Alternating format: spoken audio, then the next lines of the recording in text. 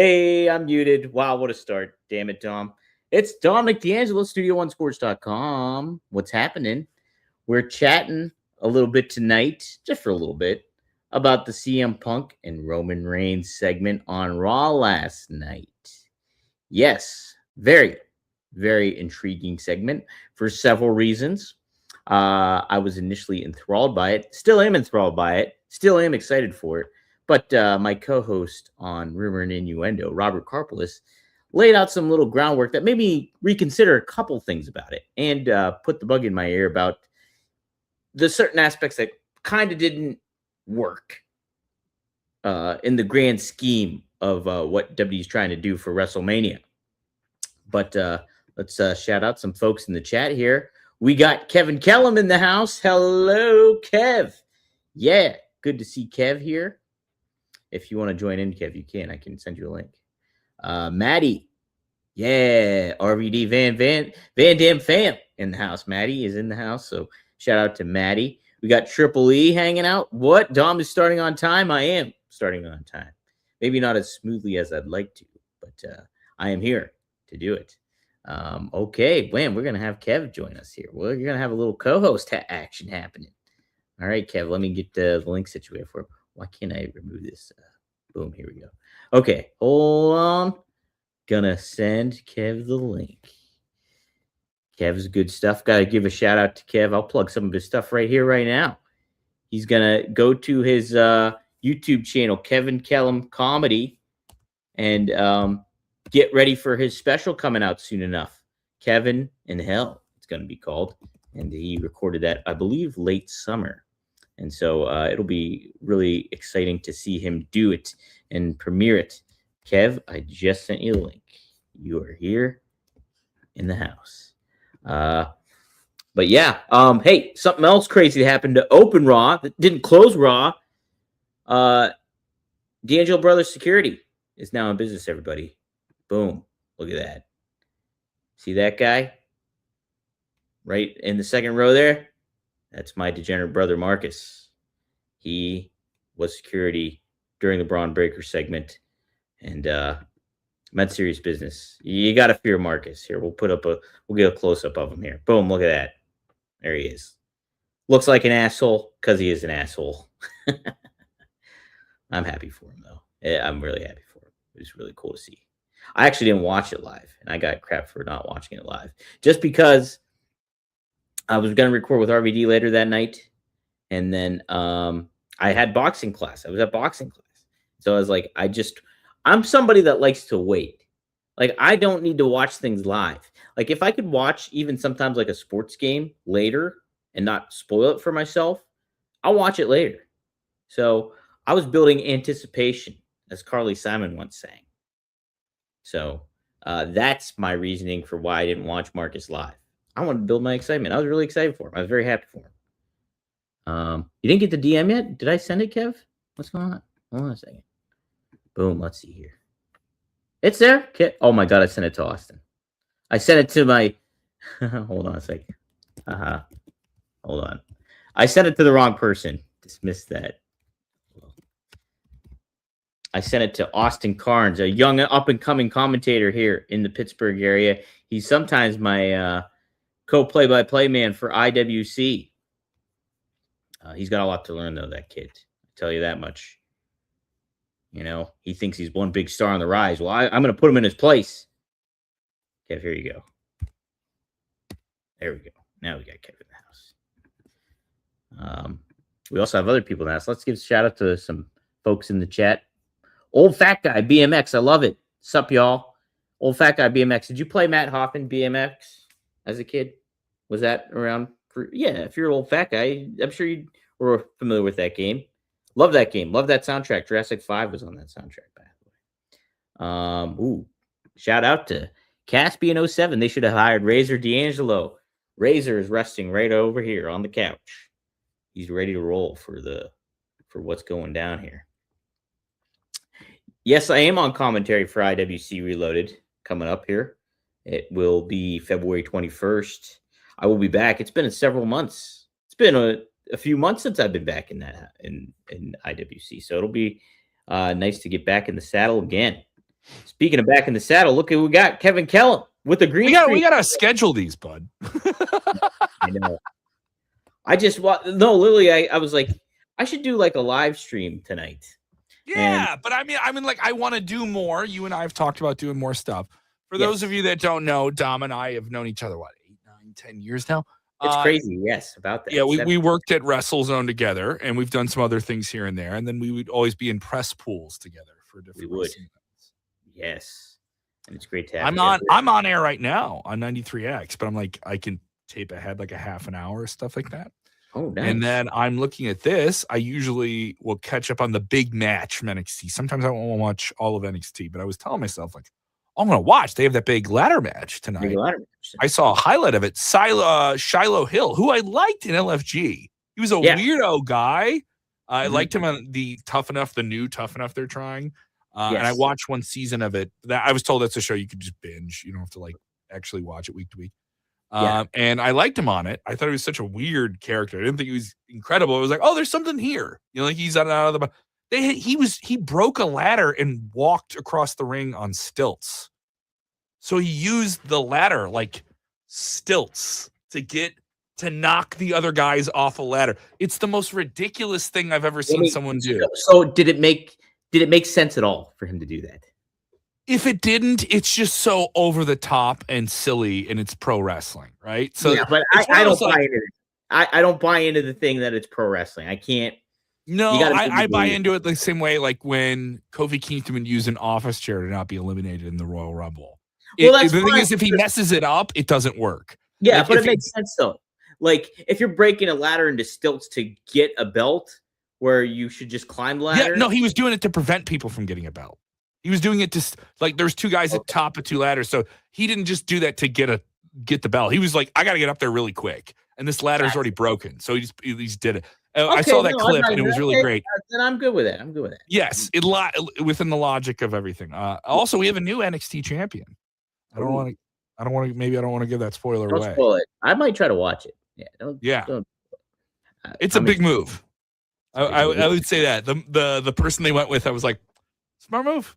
You know, like you got a new NXT, you're gonna have a new GM, you're gonna do all those different things. I believe they've named that person. I saw a little bit of a teaser clip there. My friends at Sportskeeda did the clickbaity thing, but in a good way, because you don't want to spoil it for people that are just kind of tuning in. But when you have a title change, they got to post that. I'm okay with posting.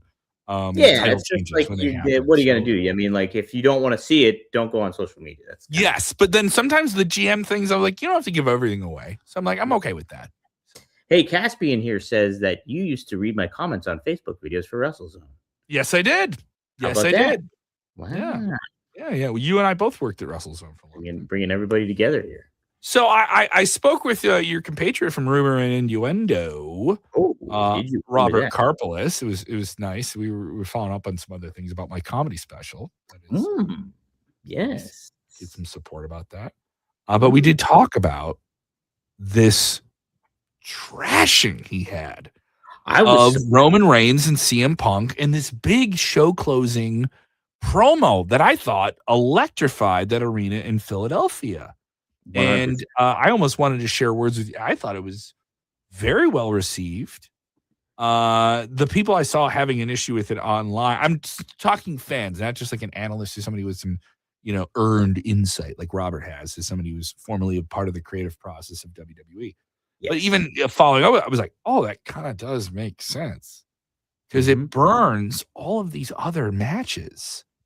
I did agree with the one part I felt in the little short I recorded last night for Sportskeeda Wrestling up on YouTube, a vertical short, was I didn't think they needed to trash on Drew McIntyre. No, because it's like you're not going to pay off Drew going off on them for saying that. If you do, you're not going to get that until after WrestleMania. You know what I mean?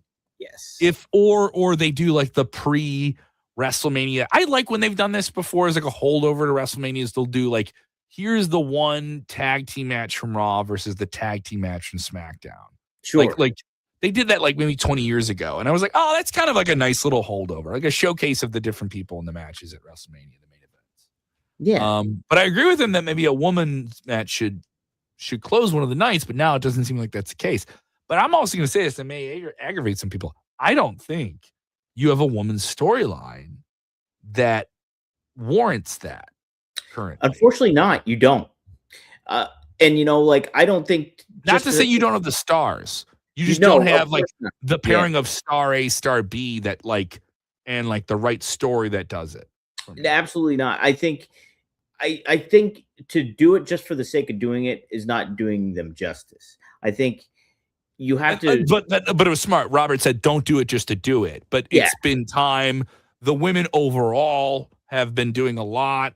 I think the women's tag team titles are so much more validated than the men's 2 different belts they have right now. I mean, both need work, to be honest. But yes, I would agree with you on that. Yeah, I mean that for the women overall, and I agree. And Rhea Ripley's a huge star, just a huge star. So to burn some capital and time with her and make her a tag team champion to give those titles more validity, and do it also with Io Sky, is a huge, one of the best women's wrestlers in the world the past year or so, in terms of bell-to-bell performance. But you have both of them paired together. It's like a Lady Mega Powers type deal where you have these 2 very formidable single superstars. You put them together as a tag team. I don't mind it with the women because, but now you have the Bellas come in. I thought that was kind of intriguing. I agree with them. The promo was questionable and it felt sloppy. But they're such big stars. I think fans give them the break. They're over with really casual fans. At least diehard fans that kind of come in and out. A WrestleMania seasonal fan, the fan I'm talking about. Yes. That attraction of the Bellas being there, I think could play to them.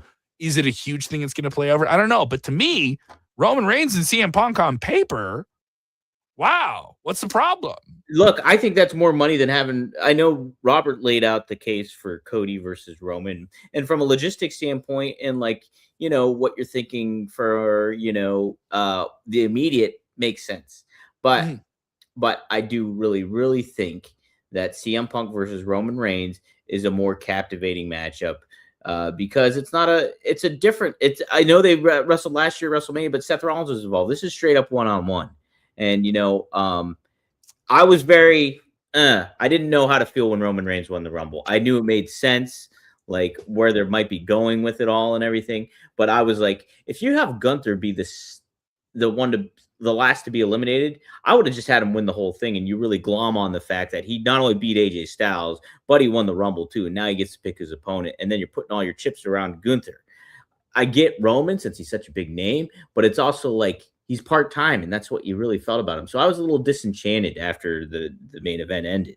But, I mean, a huge credit to Roman Reigns and CM Punk because they wrote me in. They hooked me. They hooked me in that segment, and I want full-on Limp Bizkit My Way video packages build up for these. I love how everyone's in wrestling, everyone's frame of reference for certain things. Because we're of a certain age. Anyone over the age of 30, there's a sweet spot there, right? And now I work with a lot of guys at Sportskeeda Wrestling who are big wrestling fans, right? And there's many times where I kind of have to be like, guys, I hope this isn't an ageist take, but you can't just think of wrestling 98 and up. You know what I mean? Because that would be wrong for me to do that. There's more wrestling I care about in the 90s, but I know there was bigger stuff in the 80s. Or I know there was bigger things in the early 90s, and why discredit that type of stuff? And absolutely. When you want to do the best of lists or this, because this is the time of year where you always want some fun things like that. I just look at it hey, you have 2. I didn't think they were too inside baseball. I do think they verged on it a little bit. But I was okay with it because if you look at it, Kev, if they're not doing that next week, I'm okay with it. Yeah, they're 2 named stars too. They're 2 named stars. So casual fans are going to know who a CM Punk is or know who a Roman Reigns. Yeah. If you know who a Cody Rhodes is, you're going to know who a CM Punk is, or you're going to know who. And so I think it's totally fine. So you're playing to a bigger audience with this matchup, but in the same turn too, WWE doesn't go to that often of hey, let's go inside baseball. They've really kind of steered away from a lot of that stuff sometimes. So when you make that moment happen, it feels kind of a bigger deal, and you get a little bit more of a pass with it, I think. And you rope in that ardent fan that is aware of all that stuff. So you're not only hitting that casual fan note with CM Punk versus Roman Reigns just in name, but you're hitting the the more nerdy wrestling fan with some of that inside baseball talk that you don't do all the time. And I was okay with that. I did take exception to how they kind of really buried Drew McIntyre and made that title seem like less than, and then on top of it too, don't think it necessarily did Finn and Balor any favors if like he's going. The only thing I'll give this to Finn, and they kept the fire hot with a promo package and vignettes. Yes, I like that a lot, actually. But the fact that the first thing Punk had to say was not, like, hey, True. I'm looking. And so you kind of like insult Reigns in a way by saying, heads on a swivel, buddy. You're on my show. The way that Punk kind of cut him off of like, I know why you're here. You didn't go to SmackDown. You came here. Let's cut the shit. Let's get to it. You know what I mean? Yeah. They want it. I want it. Why do you want it? And he kind of pressed him. And also, Reigns came out looking more formidable because he got the walk-off at the end, right? Yeah. And he should, because it's right off the Royal Rumble. You're reintroducing Roman Reigns as a big character. You're doing big things with them. But I do think there's a lot of other matches that were burned in the process of getting to this one. And you have 2 nights of WrestleMania. If you can do something interesting with the 3 players over on the other side of SmackDown, where you have Cody, who wants that belt back. He wants that belt back. They've gotten away from the Roman Reigns thing. Also, I'm okay with not doing that match at WrestleMania. I know everyone thinks it has to happen at WrestleMania. You want Cody Reigns, you can do it again. Maybe not next year when you're in Saudi where everyone thinks it's going to be a different match with The Rock, right? But with this, I'm all over the place. But with Cody, I think you can do something different with him and Drew and Jacob doing the 2-night deal. Ever since they brought in a 2-night WrestleMania, I always thought there should be more of a dynamic when you spend so much time streaming the wrestling night to night, and it's a casual audience. I love the element, even though some people claim it was too predictable. At WrestleMania 40, where there was a stake that played into night 2. Mm-hmm. And also you're main eventing 2 different nights with a lot of the same story. Do you have that type of no, but I do think you have something you could put in the opening of the night 1 and you can close night 2. There you have a lot more inventory to program with now in the streaming era of wrestling. This idea that you can only tell these matches this one way, it goes out the window. At least a little bit. It goes out the window. It doesn't go completely out the window, kind of like a kite. Like you're flying a kite out the window. You can reel it in and make it a little bit more easier. But I do think there's an ability to do something dynamic night 1 to night 2 with a big match and a big storyline with 2 matches. I like that, Kev. Yeah, I'm with you on that for sure, because it does create a Cody versus Jacob. Winner gets Drew night 2. There you go. I like that a lot. I think there's definitely certain things you could play. Or heck, we talk about the women's matches. You do something with the women on that one too, and just same idea. Yeah. You know what I mean? Like I think you could do something different with the women, and that that we were talking about the Bellas getting in some multi-person match and stuff like that. So I don't think the card for WrestleMania looks near as bad. I'll say last year's WrestleMania, I was there. Yeah, night 1 was fun, but that ending of night 2 with John Cena, and it's his last WrestleMania, and it's a heel turn, and it's all they gotta clean the slate, because it's the taste you put in their mouth when they left. There was a bunch of good stuff on both those nights, but it was a hodgepodge. This was really good. This was okay. This was a disappointment. The Joe Hendry moment was a fun thing. Dominic in that big multi-man match, I think that was an underrated one. So there was some fun stuff on the show. Mm-hmm. Was it remarkable? I don't think anyone would call it remarkable, but the triple threat was really great. It was momentous to see John Cena's last WrestleMania, but it wasn't the best WrestleMania match he had. No, it wasn't. And so there's a lot of expectations with WrestleMania that have to be met by even the most casual fan. Let alone diehard freaks like you and I that live and breathe this. They got some work to do in a little bit of ways, but I do think Roman Reigns versus CM Punk is the right step, and I think they proved that. I'm also just burned out on hyperbolics. Oh, yeah. I'm burned out at this is the best or this is the worst. Yeah, and can't something just be like a B- in between and still be good? And that was my kind of opinion of WrestleMania last year. Like I was like, this is maybe a B-. Like it wasn't all bad, but there was some decent stuff in there. But God damn it, where's The Rock? Like you all but told me The Rock was going to be there. If I'm WrestleMania this year, and I'm WWE, yeah, Rock's got to be involved this year. You think so? I mean, it doesn't have to be. Absolutely. I don't know what you got to have him do, but you've never put him in a special guest referee role. You've never had him do. You could have him do the host thing, right? Yeah. But the fact that he pulled out of this year's WrestleMania because he thought maybe he was going to be in the hunt for an Oscar with Smashing Machine. That's the rumble around him, right? Mm-hmm. And he's got some other movies. He's doing another big movie coming up that's a very serious, non-action movie role. It's gonna be like a crime drama type thing. Chicken Man or something like that. Yes, and it seems like a fun idea. And he's doing a Moana live action movie that's I think already done. But he's scaled down body wise for a role. Well, you can still do something at WrestleMania, not have to have a full on match. And if you're gonna have this last match, like everyone thinks he's gonna have at WrestleMania next year, The Rock's the guy you can do the thing where he comes out one year and says, "Next year you'll see me." And I'll do something, Yeah, I don't know though. With Rock, it seems like that'd be tough for like a year-long commitment. Not that he's committing. I just think you could have him do the big stuff he did at Elimination Chamber, the walkout, and like he's a character that has that like what's the term like when the God drop in the Deus Meus. Deus Ex Machina. Yes, he is the Deus Ex Machina, where it's like.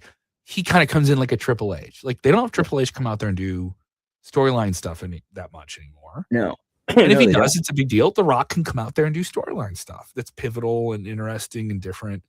And you can, I think I would have The Rock do something because it would kind of like make up for the idea of like, we listened to you. You wanted The Rock and you wanted him to do something significant, I think though, if Rowan wins that belt, Rock comes out. That's that's true. I think though, like if you got to make The Rock feel important there. You can't just have him fill in the spot just to have him be there. If he's there, then it's really gonna feel less than because he was supposed to be there in a big way the year before and he wasn't. So he shows up and he's just like, "Hey, I'm the host." You know what I mean? That's where I think the difference is now with WWE. Like they can listen and adjust and understand. Hey, we tried this; it didn't work. Like let's. And it's not like they can't. I don't know. I don't need to. I just think it's not as bad as people make it out to be. And I think there was some, there was some really weird stuff with Royal Rumble in Saudi Arabia. Like where it just had those shows always have a weird kind of, for lack of a better phrase, just a dust on them. Of what it is, and it doesn't feel exactly the same. But that doesn't mean that those aren't fans, that those aren't fans. But it did. It felt like, your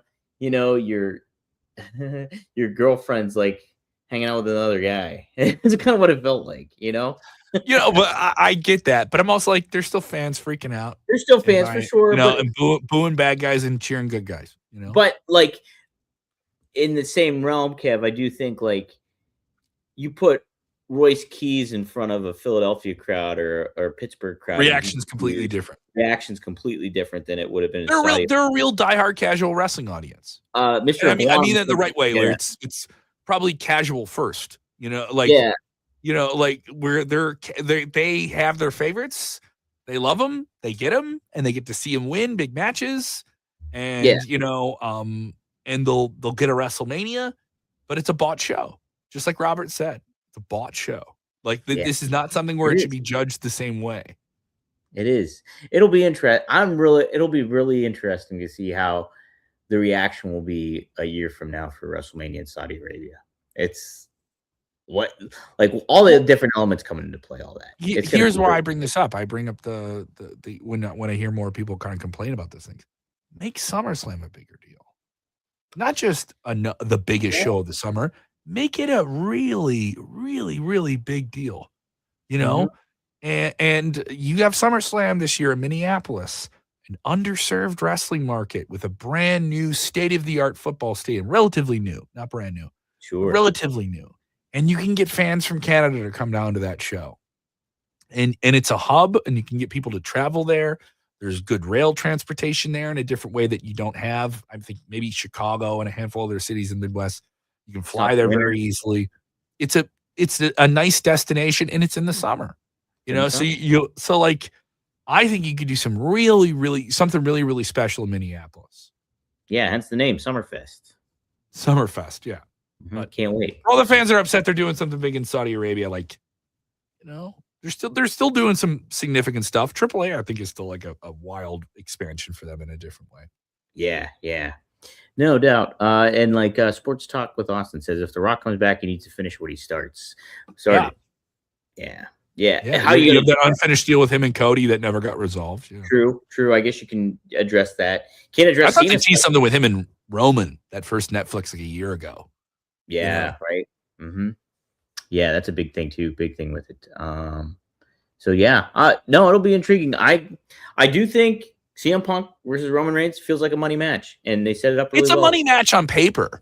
Yeah, and it was an exciting story. I agree with Robert's take. I don't know what this means to an 11-year-old kid that's just a casual wrestling fan that likes Roman Reigns and like, no, CM Punk is cool. You know what I mean?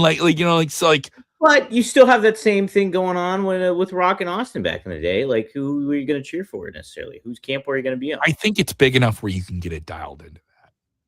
Yeah, and you can build it up and make it. Like both guys showed how capable they are on the microphone last night between one another. That was my thing with Robert. I was like, are you telling me that wasn't entertaining? That's where I'm like, I know this is the type of like way you want the steak made, and I can appreciate that. It makes maybe complete sense. But if this is just a burger and an egg and steak, it's still a pretty good burger. So that was my take. Like, I know what you're talking about is way higher end and probably much more satisfying and more nutritious. But this junk food I just took in was pretty good. Yeah, right. It's less than it wasn't the worst. Robert's trying to be an adult and prepare us like a full-fledged meal that has your whole Robert Karpelis, you do rumor in you. I love we're doing a podcast about a podcast. We've worked ourselves into a shoot, brother. We did, brother. We sure did. Brother. Shout out to your brother Marcus getting his cameo on Monday Night Raw. Look at him hiding here back there. Smoldering. He has the face of I should be in there. That's me. I should be in that ring. I should be in Braun. there. You better watch out, Braun. I should be in there. That should be me. They should have had some of those guys get beat up by Obafemi, not the War Raiders. Dude, we talked about that. Me and Robert talked about that today. How big of a misstep that was. Like it did not. You know what? I think that would have been a fun thing to build to. Yeah. You know what I mean? Like I think that I would have built to it.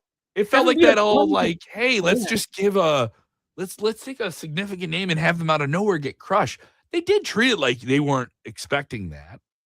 Unique way to debut a guy, have him beat a tag team.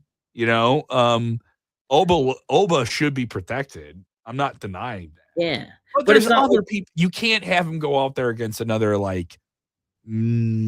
at this War Raiders have gone up and down the cards. Right now they're down, right? They're going to do AAA. Okay. So they're going to disappear from the main card for a while.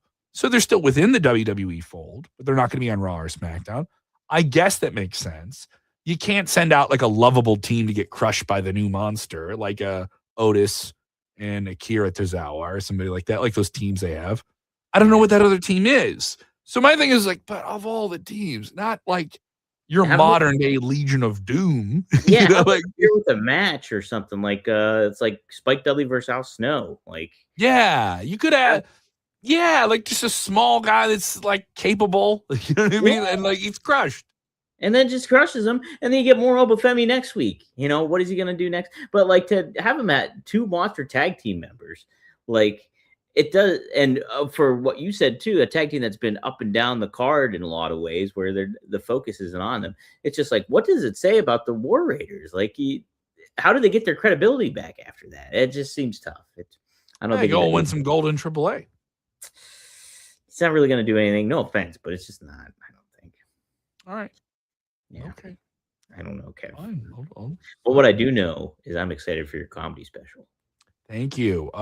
You guys can follow me on Kev Kellum Comedy on YouTube. I just started the channel. So there's I only have like YouTube shorts on there. You can hear me on Sportskeeda Wrestling. You can hear me on 93X Radio right now until weeknights. Yeah. Check that out. And I'm doing a bunch of different stuff and hoping the special comes out really good. I've seen it. It's done.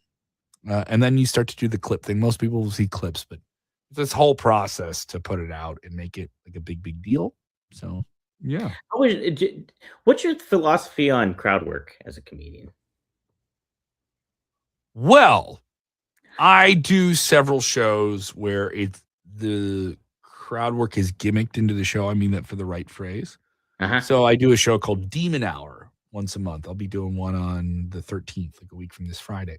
And it's confessions from the audience. So there's like this prompted riffing, you know. Okay. You see so many of the crowd work clips. Yes. And people just see clips, right? And it's isolated to this 90-second thing, and we're all like short formed, you know, to like just 90 seconds. But I don't mind it. But in my album, I have material that I know I'm going to drop on the audience before they do. I give them the illusion that I'm crowd working them. Ooh. See, but you got the pro wrestling mind. That's it. You're a carny, Kev. I got you righty. You carny Kev, right? Carny Kevin Kellum. That's right. I'm working him, brother. Working him. Michael Watson is happy to see us. What a duo, he says. Thank you, Michael. Look at that. Shout out. Bald is beautiful, baby. Bald is beautiful. Look at that. Oh, man. Blue Chew ads not needed for this baby. Not a follicle scene. Not needed for those guys. Am I right? Am I right? Yeah. So check them out, everybody. Yes. Thanks everybody for tuning in here. Triple E's, you're really active in the chat. Always appreciate you. Maddie popped in. Sports Talk with Austin. Byron Cutler also in the chat. So thank you all for tuning in. Caspian as well. So Kev, thank you for popping on in here. I'll give you a further heads up next time I do this. I'm going to try to go live like just more regularly on a daily basis. I'm down. Let me know. Also, shout out to Maggie Lee and Heather Reckless of TNA Wrestling, but also of AAW Pro Wrestling. Hey now, where I am an active color commentator for AAW Pro. Dare I say, the best independent professional wrestling organization in this great nation. All right, I'll challenge other people. I'll challenge the International Wrestling Cartel. I'll challenge them. Don't you dare do that. All right, we have the Chi-Town Rumble coming up on February 21st at the world-famous Berwyn Eagles Club. It will feature Samurai Del Sol, who knows Kalisto, versus Trey Miguel. Trey, hey. How about that match? Also in action, AEW Heavyweight Champion Trevor Lee. AAW Women's Champion Maggie Lee, who was featured tonight on WWE NXT. The AAW Tag Team Champions Rush Jones and Shaft, and the big Chi-Town Rumble. All right, you can get tickets, GA tickets starting at $20. $20. Do it. So be on the lookout. That's a great promotion you got going over there, Kev. Thank you, buddy. Yeah, we put those shows up for free on YouTube. So if you want to go watch our last show, the whole show is up for free on YouTube, and you will hear me. On color for that. The dulcet tones. Now, do you take more of a negative role when you're a color commentator? Or are you more a positive? Are you more of an optimist? I like being positive. Oh, I like. You know me. Why? Why do we gotta crap on everything? Those wrestlers, they don't deserve my praise. They have to earn it. Earn it. All right. The referee didn't see it. It ain't cheating. That type. You ain't cheating. You ain't trying. Yeah. I enjoy. You have to be hyperbolic when you're on commentary. I know I'm being hypocritical earlier. Yeah. But on commentary, I do love to just lose my mind when someone cheats. That's it. That's the thing I would do when I was a kid. So I think of like, what would I want to say? When I was a kid, what would I want to say on color commentary? And now I'm so old, and I want to say those things that I would say if I was a kid. I was like, "This is ridiculous." I want to get the phrase, "Someone call the athletic commission." Like, I will try and get that in at least once a show. You got it. That's got to be your catchphrase. Someone call the athletic commission. Somebody call the athletic commission on that. My catchphrase is unnecessary pro wrestling bureaucracy. That's what it is. Ooh, that's good stuff. I don't really have a catchphrase yet. I call people losers a lot. Maybe that's my catchphrase. You wear out the losers, huh? I wear out the losers big time. You're not a loser, though, Kev. Thanks for joining me. Thank you, buddy. Thank you all for joining us on Studio One Sports. Be sure to like, comment, subscribe. Help us out over here. I need some help. More ways than one, but from a wrestling landscape, that would help out a lot. And thank you, Kev, for helping out tonight. We'll see you next time here on StudioOneSports.com.